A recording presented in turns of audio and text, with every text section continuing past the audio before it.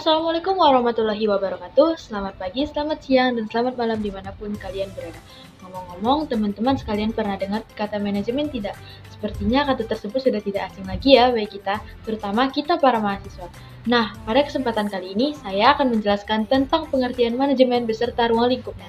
Oh iya, saya hampir lupa memperkenalkan diri. Ohayo, konnichiwa, oyasumi, si gadis pecinta keju yang selalu ceria. Halo semua, perkenalkan saya Elsinta Vini Kasinaga dengan NIM 220210184. Saya adalah mahasiswa semester 1 jurusan Administrasi Publik Universitas Malikus Saleh. Sebenarnya saya mau buat video ini untuk penilaian ujian akhir semester, didampingi oleh dosen pengampu yaitu dosen favorit saya, Ibu Risna Dewi SOS MSP. Ini bukan pencitraan, karena beliau memang dosen favorit saya. Nah, teman-teman sekalian, saya akan memulai penjelasan materi saya yang dimulai dari pengertian manajemen. Manajemen berasal dari bahasa Perancis yaitu manajemen, yang berarti seni untuk mengatur atau mengelola sesuatu. Dalam bahasa Inggris, kata manage berarti mengendalikan atau mengelola. Jadi, secara umum manajemen dikenal sebagai sebuah proses yang mengatur kegiatan atau perilaku sehingga menimbulkan efek yang baik.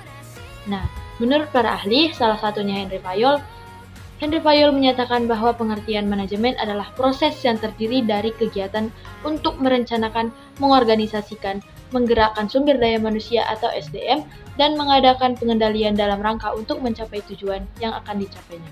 Nah, dari penjelasan tersebut, tanpa kita sadari, setiap hari kita sudah menerapkan manajemen itu loh. Misalnya saja, ketika kita akan pergi ke kampus, kita tentu harus merencanakan akan pakai baju apa kan?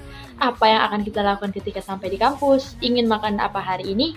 Atau ingin bertemu siapa hari esok? Hal kecil seperti itu merupakan salah satu contoh dari penerapan manajemen dalam kehidupan sehari-hari. Setelah mengetahui apa itu manajemen, sekarang kita lanjut ke pembahasan berikutnya, yaitu ruang lingkup manajemen. Apa sih yang menjadi bagian dari ruang lingkup manajemen? Nah, yang pertama itu ada unsur manajemen. Unsur ini meliputi yang pertama, man atau manusia, money atau uang, material atau bahan, machine atau alat. Yang kelima ada metode atau langkah-langkah, dan yang keenam ada market atau pasar atau target sasaran. Saya akan menjelaskan satu persatu dari unsur-unsur tersebut. Yang pertama, manusia. Manusia adalah unsur yang sangat penting dalam memajukan perusahaan. Setiap perusahaan pasti memerlukan sumber daya manusia yang unggul agar target tercapai. Tentu saja, jika unsur ini tidak ada, maka manajemen tidak akan berjalan lancar. Yang kedua, uang. Kita tentunya tahu seiring berjalannya waktu dan berkembangnya zaman, hampir segala aspek di dunia ini memerlukan uang. Uang adalah hal yang penting dan perlu dilakukan manajemen. Uang adalah unsur yang menjadi landasan dari setiap aktivitas manajemen yang dijalankan. Oleh sebab itu, pengaturannya perlu dilakukan dengan baik agar dapat menghasilkan pengeluaran yang efektif dan efisien. Yang ketiga, material atau bahan. Unsur ini, bahan merupakan unsur yang mendukung kegiatan. Pemilihan bahan atau material ini juga perlu dipikirkan dengan bijak agar tidak ada material yang tersisa atau tidak diperlukan. Misalnya, dalam korespondensi atau surat menyurat, tentunya kita membutuhkan kertas, tinta, amplop, dan sebagainya. Jadi, dalam mengelola unsur yang satu ini, kita harus bisa memilih mana bahan yang mempunyai kualitas. Yang keempat, alat atau mesin. Teman-teman pastinya tahu kan apa itu mesin? Mesin adalah alat yang digunakan untuk membuat hasil produksi. Mesin ini biasanya dalam bentuk peralatan atau sistem teknologi yang mendukung agar menghasilkan barang. Di dalam manajemen, unsur ini juga dibutuhkan sebagai penunjang agar manajemen dapat dijalankan. Yang kelima, metode. Dalam kehidupan sehari-hari kita juga memerlukan metode atau langkah-langkah. Misalnya, bagaimana cara kita mandi, bagaimana cara kita memasak, semua itu termasuk dalam metode. Begitu juga dalam manajemen. Semua kegiatan dalam sebuah organisasi yang menerapkan manajemen pasti memerlukan langkah-langkah. Misalnya, bagaimana cara pengelolaan keuangan, bagaimana cara pengarsipan dokumen, atau bagaimana cara meningkatkan kualitas perusahaan. Itu semua membutuhkan metode. Dan yang terakhir, ada market, atau bisa disebut pasar atau target sasaran. Yang dimaksud target sasaran di sini adalah konsumen, pelanggan, dan semacamnya. Apabila unsur ini tidak ada, maka sebuah perusahaan tidak akan ada artinya, atau bisa dikatakan bangkrut. Unsur ini juga meliputi pengendalian pasar, pemasaran, atau promosi, serta strategi. Baik, selanjutnya kita bicara tentang fungsi manajemen. Kalau dipikir-pikir, apa sih fungsi manajemen itu? Pasti teman-teman juga bertanya-tanya kan, apa saja fungsi manajemen? Jadi, fungsi manajemen itu ada 5. dan akan saya jelaskan satu persatu. Yang pertama adalah planning atau perencanaan. Perencanaan merupakan proses pendefinisian tujuan organisasi, pembuatan strategi untuk mencapai tujuan, serta pengembangan rencana aktivitas organisasi. Tahap perencanaan ini sangat penting dan tidak boleh dilewatkan. Seperti yang saya jelaskan di awal tadi, manajemen tidak bisa jauh-jauh dari yang namanya perencanaan. Karena tentunya sebelum melaksanakan suatu kegiatan, kita harus merencanakan rangkaian-rangkaian kegiatan apa yang akan dilakukan. Fungsi kedua, organizing atau pengorganisasian. Pengorganisasian adalah proses penyusunan atau penentuan sumber daya organisasi untuk mencapai tujuan perusahaan. Sumber daya organisasinya ini meliputi sumber daya manusia, yang meliputi karyawan dan tenaga ahli. Kemudian ada sumber daya fisik atau mesin, tanah, gedung. Sumber daya operasional seperti kebijakan, sistem informasi, merek atau brand. Pengorganisasian ini juga meliputi bagaimana kita harus menyusun struktur-struktur yang ada dalam suatu perusahaan. Yang ketiga, actuating atau pelaksanaan.